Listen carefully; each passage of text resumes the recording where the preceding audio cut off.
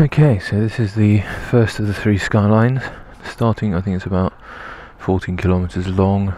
Yeah, see, this is what I mean, that I don't understand anything what is being said here. I know there are 5 spots along the way, and I guess we'll see them. Hi, credit card? No credit card. Oh, money. Okay, let me go here. Yeah. There we go, that's an example of the cash-only business around here in Japan. So I've now got to unpack all the bollocks in my bag just to get some bloody money. Arigatou gozaimasu. To be honest, guys, I have not gotten used to talking to myself. I feel like a complete nutter. Hence the whispered voices. So along these skyline roads, you've got all these little lookout points that you can stop by and take some pictures. Well, I thought I'd do a quick summary in terms of the kit that I've taken with me. I pretty much took everything, all my motorcycle gear, I took it with me from London to Tokyo. Denim jeans, to some people's dislike, of course, because they're not leather. The leather jacket, which I'm wearing. The gloves, of course. The helmet, yeah, even the helmet went as well. And the boots, and they're not any old boots, they're bloody massive boots. Alpine Stars, or SMX Plus or something, the Gore-Tex are fucking hell. I mean, just look at that. That's pretty as anything, isn't it? Yeah, the other thing about these skyline roads is that I think sometimes there are quite a few cops lurking about when there's been an accident, because you get a lot of I think boy racers are coming in their skylines and stuff, and they race around this thing, and they do that cool drifting where I think they, I don't know if they do it here, you know, the one where they sort of sit really close together, almost looks like a dance. It's weird because as we're rising, I think some of the highest skyline roads, I think they're at about 800-900 meters in altitude. Don't ask me what that is in feet, work it out yourselves. So this probably would have been covered in snow possibly a week ago. The sea's on our left, I think. Still a bit of snow knocking about. Sorry about there, I just stuffed a hot dog in my mouth. 3 bites, as you do.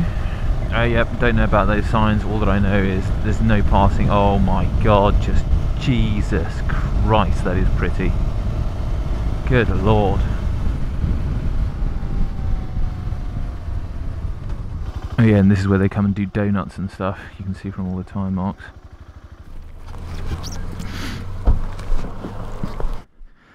That's the view out there, or one of them. There'll be many as we go along.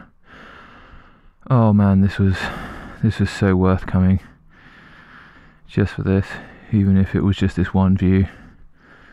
I'm sure they'll get better as time goes on.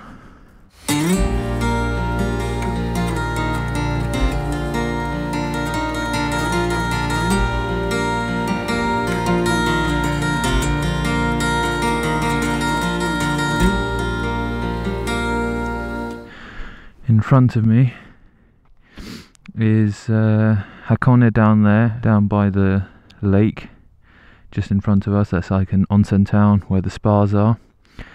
And then over there, I don't know, I'm pretty sure it won't catch it, but right in the distance straight ahead, that is Mount Fuji, completely covered by clouds today. Yeah, I think along the top of that ridge is the Ashinoko skyline. Yeah, I can just see it slightly snaking there. But I'm going to go down to Hakone and get some fuel now. Part of me is also actually kind of glad that there's a bit of cloud cover around, because it just gives those absolutely fantastic skies. I should really go out and take a picture, but the urge to ride is overcoming me.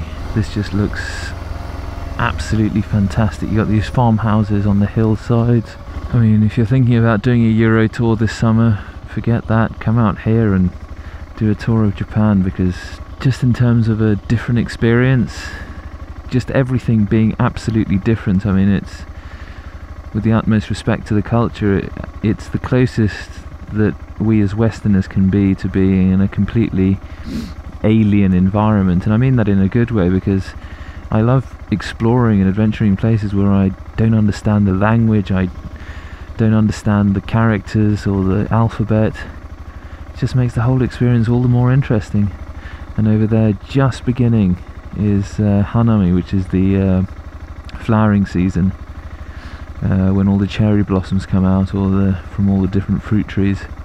This is kind of, I guess, what rural Japan is. You got cabbages and salads growing there, and you can actually smell it in the air. I think those will probably all be used for like tonkatsu, which is like deep fried pork loins.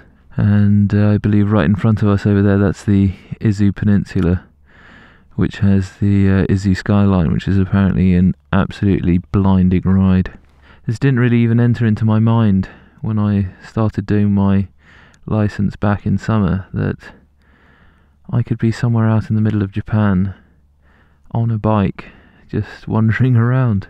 I would cry, but I'm Finnish, which means that they forgot to install the emotion engine in me.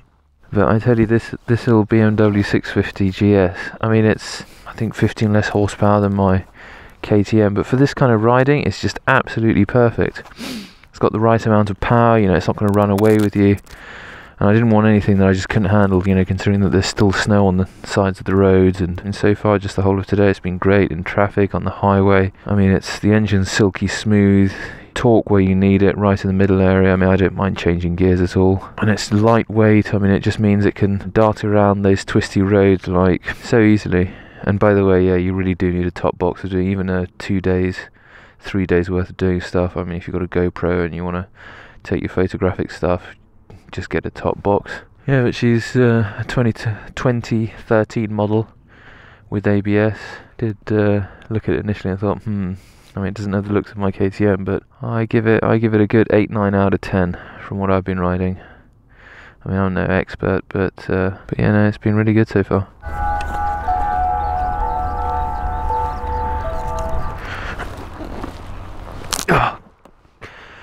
That ridiculous leap I've got to do every single time. I guess that's the only penalty of having a top box, is doing that.